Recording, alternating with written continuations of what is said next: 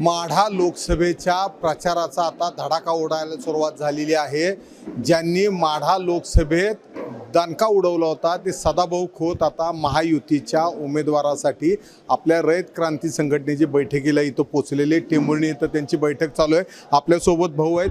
भाऊ, काय वाटतंय, कशा रीतीनं ही निवडणूक वाटते? तो की माढा लोकसभेचा उमेदवार हा खासदार रणजित नाईक निंबाळकरच असतील हा घटक पक्षाचा एक प्रमुख नेता म्हणून मी भाष्य केलेलं होतं आणि उमेदवारी त्यांना मिळाली। आज मी इथं परत एकदा घोषित करतो की माढा लोकसभेचा खासदार हा किमान 1.5 लाखापेक्षा जास्त मताधिक्यानं रणजित नाईक निंबाळकरच असतील। कारण इथली जनता जी मतदान करणार आहे ते नरेंद्र मोदींना मतदान करणार आहे। एक देश एक झेंडा, एक देश एक घटना, आणि या देशाला प्रगतीपथावर घेऊन जाण्याची क्षमता ही आदरणीय नरेंद्र मोदींच्यामध्ये आहे। म्हणून सगळा बहुजन समाज बाराबुलतेदार आलुतेदार हा मोदींच्या बरोबर आहे। त्यामुळं मला वाटतं कोण पक्ष बदलणार कोण पक्षात राहणार हा ज्याचा त्याचा वैयक्तिक प्रश्न आहे, पण आम्ही मात्र काही झालं तर पाच सोडत नसतो। कारण एकदा निंदायला बसलो की वावर चक काढतो आणि मगच त्या पातीतनं उठतो। त्यामुळं मला वाटतं की ही निवडणूक प्रस्थापित विरुद्ध विस्थापित आहे। कारण विस्थापितांचं नेतृत्व आदरणीय नरेंद्र मोदीजी करत आहेत। त्यामुळं मला साईडच्या पातीचा गडी कोण उठून गेला का खुरपट टाकून गेला याची मला कधी चिंताही नव्हती आणि मी चिंताही करत नाही। तुमची लढाई आता इंडिया आघाडी ज्या पद्धतीनं स्टेजवर काल दिल्लीला दिसली, कसं आव्हान वाटतंय एकंदर या सगळ्या निवडणुकीत? काय आहे की तुम्ही ग्रामीण भागामधलं एक चालीरीती जर बघितल्या तर गांजावाल्यापाशी गांजावाला जातो, भजनवाल्यापाशी भजन करणारा जातो, कीर्तनवाल्यापाशी कीर्तनकार जातो, काय लुटारूंच्यापाशी लुटारमार जातो, पाकिटमारवाल्यांच्यापाशी पाकिटमारवाला जातो। तसं इंडियावाले हे या वंशाळीचे आहेत, या राशीतले आहेत। त्यामुळं त्यांची फार भीती आमच्यासारख्यांना तर मला तर अजिबात वाटत नाही। आणि म्हणून खऱ्या अर्थानं भारताला पुढे घेऊन जाणारं नेतृत्व नरेंद्र मोदींच्या नेतृत्वाखाली इथं काम करत आहे। आणि एका बाजूला हे सगळे पाकिटमारवाले, गांजावाले, लुटारो हे सगळे एकत्रित झालेले आहेत। आणि बघा कसा योगायोग असतो की इंडिया हा शब्द इंग्रजांनी आणला आणि इंग्रजीत लुटायला आलेला होता।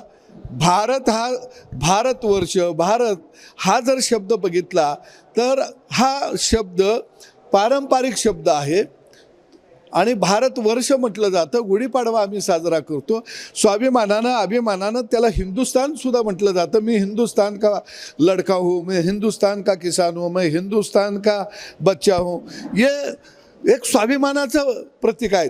पण मैं इंडिया का बच्चा हूँ, मैं इंडिया का लड़का हूँ, हे कोण बोलतं? हे लुटारू बोलतात। आणि म्हणून मला वाटतं की ही लुटारूंची आघाडी आहे।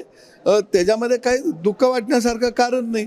फक्त एका गोष्टीचं दुःख आहे की आमच्या भारताच्या पंक्तीतून इंडियाच्या पंक्तीमध्ये उद्धव साहेब गेले, याचं थोडंसं दुःख वाटतं। काय नेमकं कशासाठी गेले ते सगळे?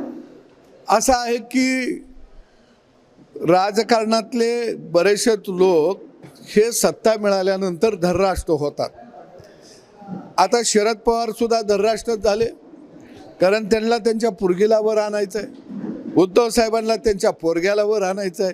पण एकमेव नरेंद्र मोदी असे आहेत की ना त्यांना पोरगा आहे, ना त्यांना नातू आहे, ना त्यांना पुतणी आहे, त्यांना कुणालाच वर आणायचं नाही, त्यांना देशातल्या जनतेला वर आणायचं आहे।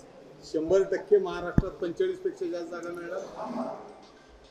कसं आहे की हे युद्ध आहे, युद्धामध्ये लढणाऱ्या माणसानं हे जिंकणारच या भूमिकेतून लढायचं असतं। गेल्या वेळी आम्ही 42 वर होतो, आता निश्चितपणानं आम्ही 45 वरती महायुतीत जाणार आहोत। याच्याबद्दल मला काही शंका आहे असं वाटत नाही। जनता मोदींच्या बरोबर आहे। निंबाळकरांच्या विरुद्ध मोहिते पाटील आले तरी काय फरक पडणार नाही? मी मगाशी साईडला की निंबाळकर हे जिंकलेले आहेत, ते निवडून आलेले आहेत। कारण त्यांच्याबरोबर माढा मतदारसंघातील जनता त्यांच्याबरोबर आहे। त्यामुळं प्रस्थापितांची राजकारणाची मंदिआळ आता कवाच संपली आहे। ते पूर्वीचा एक काळ होता, प्रस्थापितांची मंदाई राजकारणामध्ये असायची, मक्तेदारी असायची. ती मक्तेदारी नरेंद्र मोदीने मोडून काढली आहे.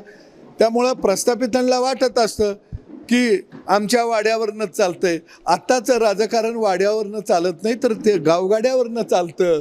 आणि म्हणून माझ्यासारख्या माणसाला सुद्धा 5 लाख मतं मिळाली.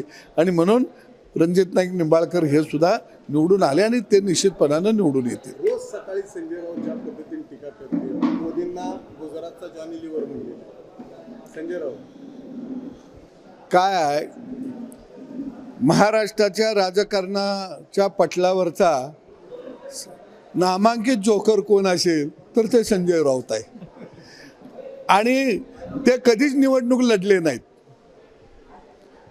एखाद्यावर तर तिने मैदानात यावं.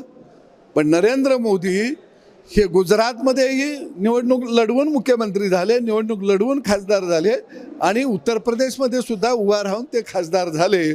त्यामुळं मला वाटतं की सध्या संजय राऊत यांची एक खंबीर सरकत चालू आहे. आपली करमणूक म्हणून लोक त्याकडे बघत असतात.